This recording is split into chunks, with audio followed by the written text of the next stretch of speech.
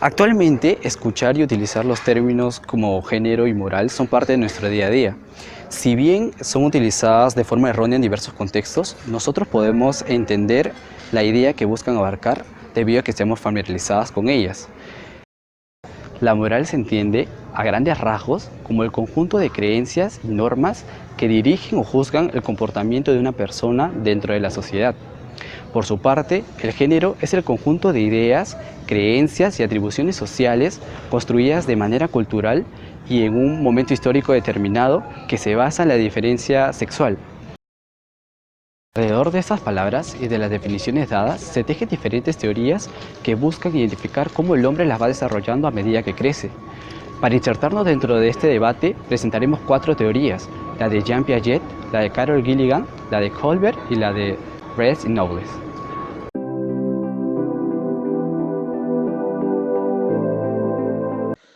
¿El desarrollo de razonamiento moral es igual en hombres y en mujeres?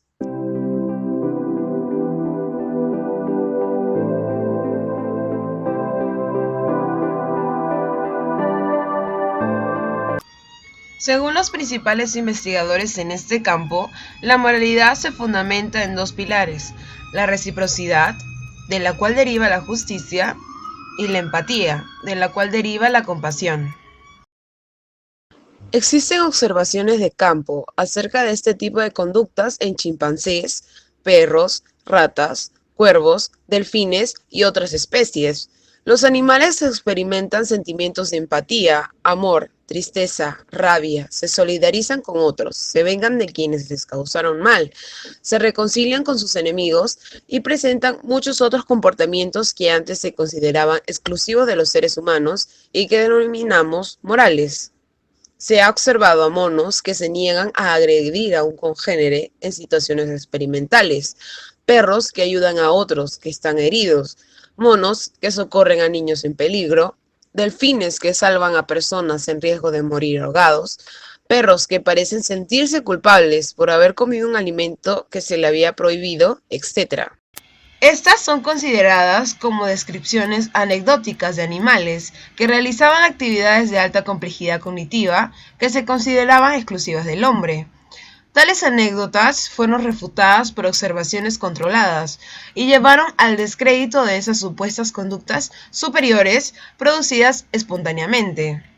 Esto fue reemplazado por estudios experimentales, controlados, de laboratorio, que demostraron las limitaciones y posibilidades reales de las capacidades psicológicas complejas en animales. La denominada navaja de Ockham fue el rasero que se utilizó con tales descripciones anecdóticas y espontáneas.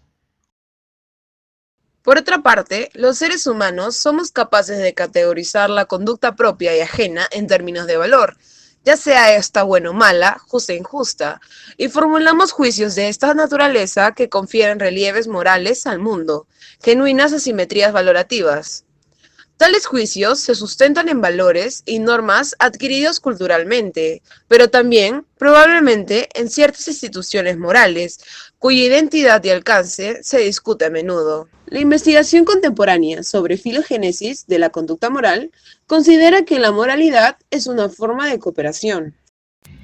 Michael Tomasello, psicólogo estadounidense, codirector del Instituto Max Planck de Antropología Evolutiva, experto en el análisis ontogenético de los procesos cognitivos implicados en el pensamiento y la conducta social de niños, chimpancés y otros primates, distingue dos modalidades de comportamiento a las que aplicamos el calificativo de moral. 1. Conducta de un individuo que se sacrifica y trata de ayudar a otro, teniendo como motivación sentimientos de simpatía y preocupación por el bienestar ajeno. Ello representa lo que denomina como moralidad de la simpatía, presente también en otros primates. 2. Cuando observamos individuos que interactúan socialmente de manera equitativa, imparcial y justa. Este es característicamente humano y su evolución se produjo en dos etapas sucesivas: moralidad de la equidad y moralidad de la justicia.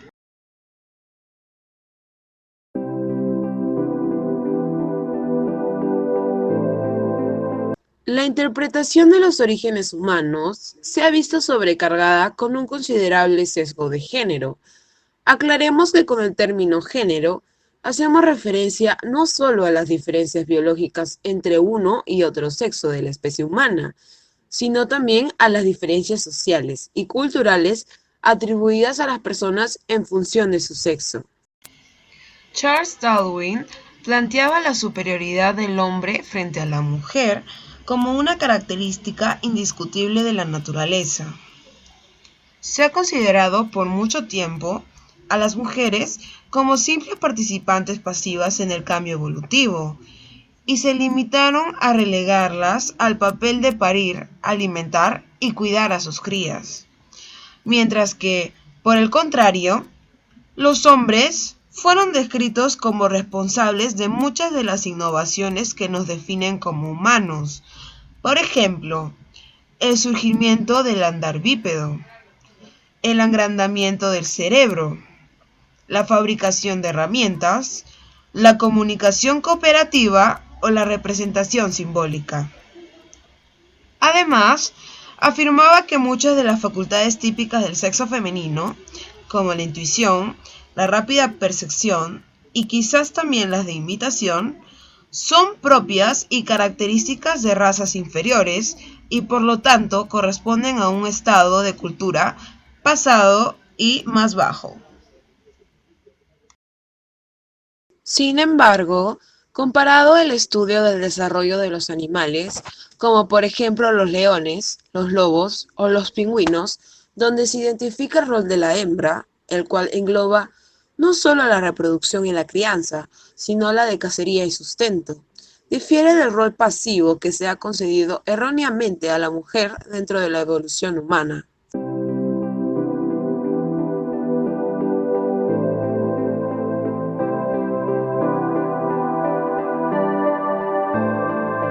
Según Piaget, existen dos aspectos determinantes en el razonamiento moral: el respeto por las reglas y la idea de justicia en los niños. En base a las respuestas que los niños daban a sus preguntas, estableció varias etapas del desarrollo moral. Esta forma de entender el proceso moral se conoce como la teoría cognitivo-evolutiva y busca entender la moralidad de adentro hacia afuera como entendimiento del sujeto que luego se expresa en sus actitudes. Etapas del desarrollo moral. Etapa premoral. Abarca los primeros 5 años de vida del niño, cuando tiene poca o nula conciencia de las reglas. Etapa heterónoma o del realismo moral. Se da entre los 5 y los 10 años. Se tiende a considerar que las reglas son impuestas por entidades superiores. Etapa autónoma. A partir de los 10 años, los niños se percatan de que las reglas son acuerdos arbitrarios que pueden ser impugnados y modificados por el consentimiento de las personas que las rigen. Creen que las reglas pueden ser violadas para atender las necesidades humanas y tienen en cuenta la intencionalidad del actor más que las consecuencias del acto.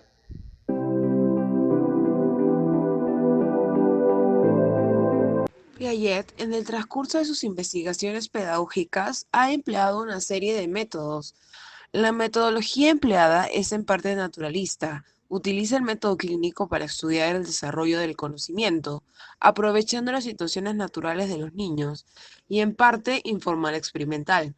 Durante mucho tiempo, Piaget observó espontáneamente a sus 3 hijos, Lucien, Laurent y Jacqueline. En esas observaciones, Piaget no utilizó instrumentos científicos específicos o de apartados experimentales, ni tampoco utilizó un observador para comprobar si eran fiables sus observaciones.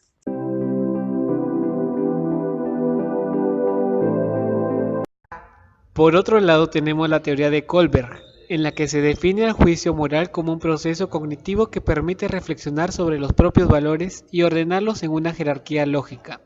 Las situaciones problemáticas generan un desequilibrio en la vida de las personas. Lo que deberá hacer es buscar restaurar el equilibrio clarificando sus creencias y justificando su decisión. Kohlberg descubrió que el razonamiento moral parece evolucionar y complicarse progresivamente a lo largo de la adolescencia y hasta la edad adulta joven, ya que depende del desarrollo de ciertas capacidades cognitivas que evolucionan según una secuencia invariable de 3 niveles, cada uno de ellos compuestos por 2 estadios morales distintos. Kohlberg afirma que a pesar del vínculo estrecho entre el desarrollo moral y desarrollo cognitivo, el crecimiento de este último no era suficiente para garantizar el desarrollo moral y que la mayoría de los adultos nunca llegaría a pasar de la etapa 5 del desarrollo moral. Etapas del desarrollo moral según Kohlberg. Moral preconvencional. Se da entre los 4 y 11 años de edad. Se obedecen reglas externas con la finalidad de evitar castigos y obtener recompensas o por egoísmo. Etapa 1. Definido como la orientación hacia el castigo y la obediencia, el pensamiento del niño es más intuitivo que lógico, por lo que la bondad o maldad de un acto depende de sus consecuencias. Etapa 2. Definido como hedonismo ingenuo. Se valoran los actos en función a las necesidades que satisfacen. El niño todavía sigue enfocado en una moral material. Sumándole a ello, surgirá la justicia como nuevo estándar de juicio. Moral convencional. Suele surgir en la adolescencia. Se tiene en cuenta lo socialmente esperado. Etapa 3. Marca la entrada de preadolescente o adolescente en el nivel de razonamiento moral convencional. Es definido como la etapa de orientación del niño bueno. Se valoran los actos según complazcan, ayuden o sean aprobados por los demás. Se entiende a la reciprocidad en términos de regla de oro. Etapa 4. Se toma en consideración la voluntad de la sociedad reflejada en la ley. Lo correcto es la obediencia a la norma, no por temor al castigo, sino por la creencia de que la ley mantiene el orden social, por lo que no se debe transgredir a menos que haya un motivo que lo exija. Moral postconvencional. Engloba una perspectiva superior a la sociedad. La persona que llegue a este nivel ve más allá de las normas de su propia comunidad. Pocos consiguen desarrollar este juicio. Etapa 5. Las personas piensan en términos racionales, valoran la voluntad de la mayoría y el bienestar de la sociedad. Las leyes que prometen los derechos humanos o la dignidad son consideradas injustas y merecen desafío. Etapa 6. Se actúa de acuerdo a normas interiorizadas y se actuará mal si se va en contra de estos principios. Un dilema moral es una narración breve en la que se plantea una situación problemática que presenta un conflicto de valores, ya que el problema que exponen tiene varias soluciones posibles que entran en conflicto unas con otras. Esta dificultad para elegir una conducta obliga a un razonamiento moral que está en juego, exigiendo una reflexión sobre el grado de importancia que damos a nuestros valores. El dilema de Haynes fue uno de los dilemas que utilizó Kohlberg en sus estudios para identificar el nivel de desarrollo moral de cada individuo. El dilema de Haynes cuenta que en Europa una mujer estaba gravemente enferma, próxima a morir, de un tipo especial de cáncer. Había un medicamento que los médicos creían que podía salvarla. Era una forma de radio que había descubierto recientemente un farmacéutico de la misma ciudad. El medicamento era costoso de fabricar y el farmacéutico cobraba 10 veces la cantidad que le había costado hacerlo. El marido de la enferma, Haynes, visitó a todos sus conocidos para pedirle prestado el dinero e intentó todos los medios legales, pero solo pudo reunir la mitad del coste. Le dijo al farmacéutico que se lo vendiera más barato o que le permitiera pagarlo más tarde, pero el farmacéutico dijo: "No, yo he descubierto la medicina y quiero ganar dinero". Así que, habiendo intentado todos los medios legales, Haynes se desespera y piensa asaltar la farmacia y robar el medicamento para su mujer. Luego, teniendo planteado el dilema moral, el individuo reflexionará y responderá las siguientes preguntas, y en base a sus respuestas se pasará a analizar el nivel de desarrollo moral al cual corresponde.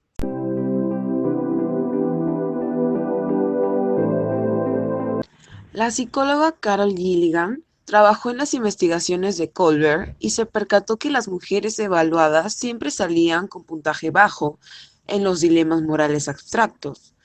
Gilligan criticó este método, lo reemplazó por entrevistas a profundidad ya que los dilemas morales estaban basados en casos de la vida cotidiana como el divorcio, el aborto o la corrupción. Con ese nuevo enfoque, se percató que existe una relación estrecha entre género y moral.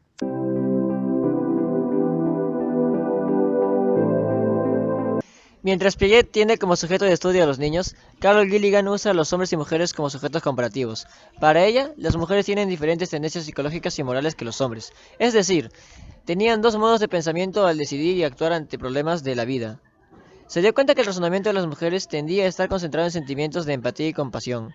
Existe un cuidado y preocupación por las relaciones existentes entre los personajes del dilema, buscando no dañar las relaciones interpersonales, mientras que el razonamiento de los hombres estaría más ligado al respeto de las reglas y derechos formales.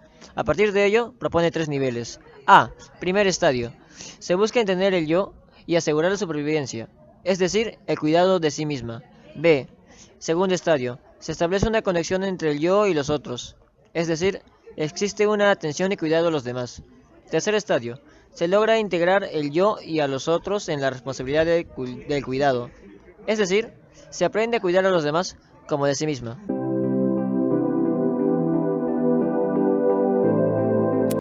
Como categoría de análisis, el concepto de género es utilizado por primera vez en las ciencias sociales, en 1955, cuando el antropólogo John Money propuso el término gender role, rol de género, para describir los comportamientos asignados socialmente a los hombres y a las mujeres.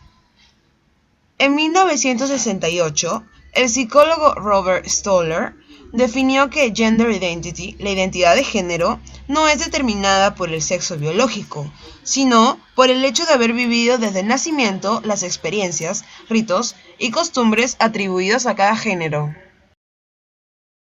Desde la psicología, el género es definido como el proceso mediante el cual individuos biológicamente diferentes se convierten en mujeres y hombres, mediante la adquisición de atributos que cada sociedad define como propios de la feminidad y la masculinidad. En este sentido, el género es la construcción psicosocial de lo femenino y lo masculino.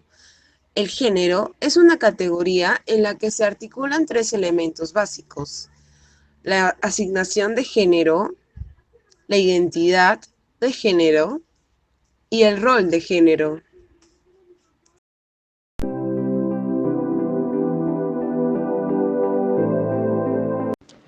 Entendemos por microgénesis a los cambios que se producen en la conducta como consecuencia de un proceso de aprendizaje o durante la resolución de una tarea. Uno de los caminos para la comprensión de los cambios a lo largo del desarrollo y el contexto de las relaciones e interacciones concretas ha sido el análisis microgenético. Desde el punto de vista de las perspectivas socioculturales, el estudio del desarrollo moral debe considerar cuatro perspectivas fundamentales. 1. La importancia de las interacciones sociales, ya que es por medio de la relación con los otros sujetos que el niño elige los valores, reglas y normas que direccionan su comportamiento moral. 2. El papel de la cultura en el desarrollo humano, que asume relevancia central.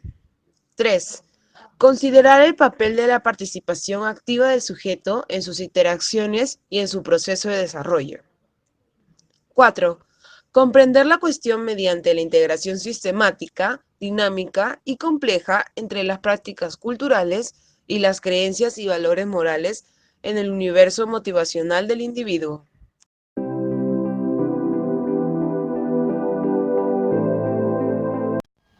El enfoque histórico-cultural se refiere al desarrollo personal como una construcción social. Fue inaugurado por Lev Vygotsky. Esta construcción social se realiza mediante la interacción con otras personas mediante la realización de actividades compartidas.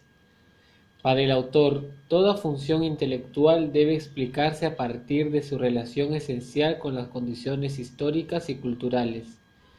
El desarrollo moral desde la perspectiva del enfoque histórico-cultural se aprecia como un proceso complejo de movimiento entre concepciones y conductas tomadas de leyes hacia niveles superiores en el que el sujeto ha conformado una concepción moral del mundo mediante una normativa interiorizada conscientemente y que le permite autorregular su comportamiento. Dicho proceso es expresión de la asimilación de la experiencia histórico-cultural del medio en el que el sujeto se ha educado, por lo que el desarrollo moral es la expresión de un proceso de formación moral en una cultura determinada. Es decir, el desarrollo moral es expresión de tendencias sociales y de la propia cultura, pero además expresa una dinámica concreta de relaciones en un ambiente microsocial dado en la comunidad, la familia y la escuela. En el transcurrir del tiempo, las decisiones que se toman frente a situaciones y las reacciones que éstas provocan dependen mucho del contexto cultural en el que se manifiesten. Es en base a esta situación que se crean normas y leyes para regular y controlar las decisiones de las personas. El vestigio más antiguo que tenemos de esto es la creación del Código de Hammurabi. Según el código, podemos ver que quienes tienen mayor beneficio son los hombres y que todas las acciones que no son correctas en general se castigan con la pena de muerte, ya que cometer una acción de estas representa una deshonra y falta a los dioses. Posterior a este, se desarrollarían otros, como el Corán y la Biblia, que usarían de la misma forma como un ente regulador de las acciones. El Corán, por ejemplo, defiende al hombre como ser y apela a su inteligencia, sosteniendo que todos los actos cometidos han sido pensados, es decir, no contempla las casualidades como algo válido, por lo que los actos que van en contra de lo correcto son castigados con la muerte, por ser una ofensa a Alá. Sin embargo, en el transcurso del tiempo, se ha distorsionado el término hombre, aduciendo que solo hace referencia a los seres masculinos y no a las féminas, es decir, las despoja de todo beneficio legal y les deja a merced de lo que los hombres tomen por correcto. Mientras que la Biblia propone que el hombre es quien debe tomar las decisiones y juzgar, mientras que la mujer solo obedece a estas y en caso se muestre inconforme con los sucesos, no es válida su apreciación o crítica. En lo referente al género, los elementos que lo forman llegan desde su contexto sociocultural y personal, especialmente la internalización del desarrollo del pensamiento verbal debido a la distinción de dos palabras, niño y niña, es decir, la identidad de género es un proceso de aprendizaje dependiente de la adquisición del lenguaje incluido en la formación de conceptos.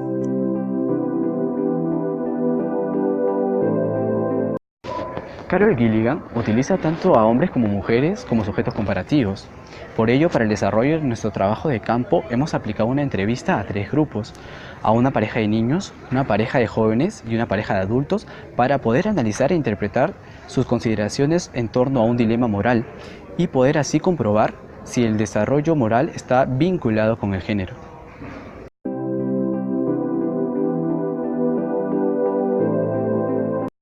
Si un familiar se encuentra en una situación de enfermedad terminal, ¿considerarías viable la aplicación de la eutanasia?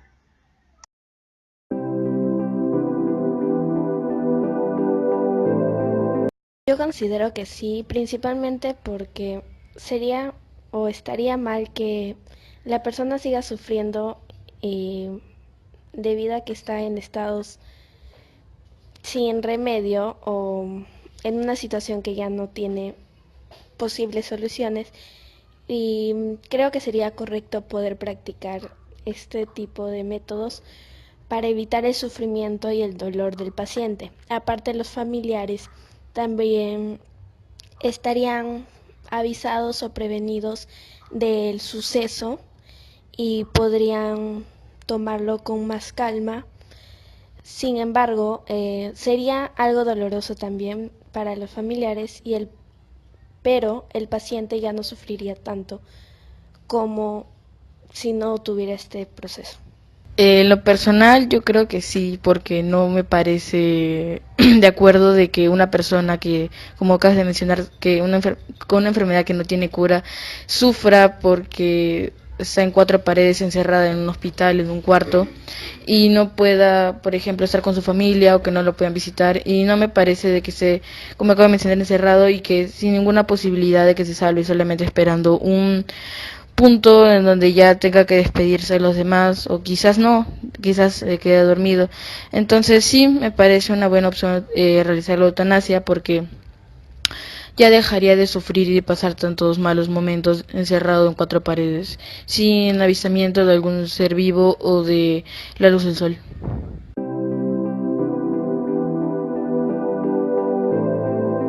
Sí, en realidad sí, porque si está sufriendo y no tiene cura, creo que es algo cruel dejarlo sufrir si igual va a fallecer. Sería mejor darle una muerte más pacífica.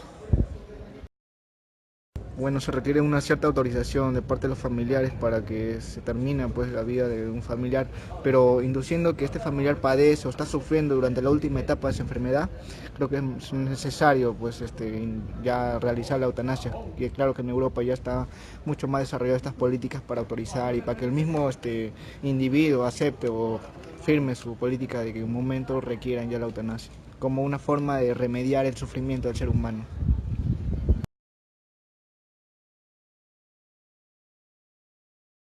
No, personalmente creo que si las personas en pleno siglo XXI gozan de varias libertades individuales y de derechos adquiridos para comprarse una casa, para comprar un auto, no para elegir una carrera y en el caso extremo, no, con todo respeto, hasta para cambiarse ya de sexo, no veo cuál sea el gran impedimento ya para que una persona que ha sido desahuciada, ¿no?, por la ciencia médica, no pues a través ya de ¿no?, de sus familiares o de sus seres queridos no pueda decidir, ¿no?, si es que puede desconectar, ¿no?, los aparatos que artificialmente le mantienen con vida, ¿no? Creo que ya es momento, ¿no?, de que el Estado peruano y la sociedad pues, en su conjunto vean los ejemplos y los avances pues, en otros países no como Uruguay, no como Colombia, ¿no? En donde la eutanasia está ya, ¿no?, pues está ya no legalizada, ¿no? O sea, creo que entre muchas ya de las cosas que nos falta hacer, ¿no?, como sociedad es que no se le pueda garantizar, ¿no?, para las personas desahuciadas, ¿no?, la calidad de vida ya y el respectivo, ¿no?, derecho para acabar con, ¿no?, con lo que ellos creen que ya no es vida, ¿no? Porque o sea, no parte de la vida creo que estemos aquí juntos, no que estemos eh, no que estemos conversando, no que estemos aprendiendo, ¿no? Pero o sea, yo creo que vida no es que yo sea pues un ser dependiente, ¿no? De mi madre, ¿no?, de mi hermano mayor, no que esté pues entubado, no que ni siquiera pueda ir al baño, etcétera. Entonces no creo que ese tipo de situaciones creo que no son parte ya de la vida, no son cosas bastante penosas y creo que las leyes, no creo que el Estado deben reconocernos dicho derecho, ¿no? Muchas gracias. Sí, estoy de acuerdo, porque de esa manera ayudamos a nuestra familia a que no tenga un sufrimiento con los dolores terribles que nos aqueja las enfermedades terminales.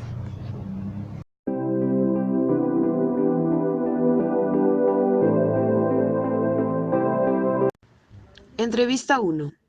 Como hemos podido escuchar, la niña expresa preocupación por el tercero y busca su mejoría y le da una importancia mayor. Esta respuesta podemos ubicarla en el segundo estadio. Entrevista 2.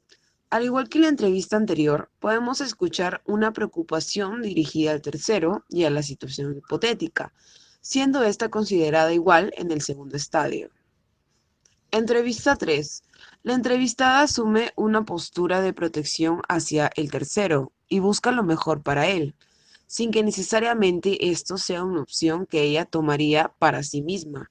De ello, deducimos que pertenece al segundo estadio. Entrevista 4.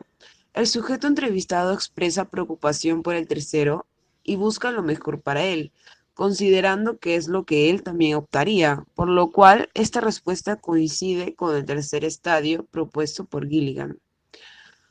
Conforme va aumentando la edad de nuestros entrevistados, notaremos un cambio en el enfoque de la respuesta, que puede estar expresado con la búsqueda del bien común, es decir, el bienestar propio y de los demás, salvaguardando su integridad moral y física. Entonces, ¿por qué es diferente el razonamiento moral en hombres y en mujeres? Simple, por las diferencias en las actividades mediadas por juguetes, ropa o guiones de comportamiento de origen social y cultural.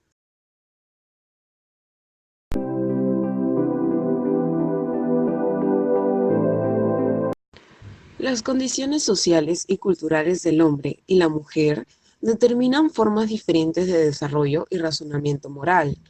El hombre tiene un razonamiento moral más teórico, abstracto, se ciñen a principios éticos universales. En cambio, las mujeres son más empáticas y realistas a causa de su tipo de socialización. Gracias.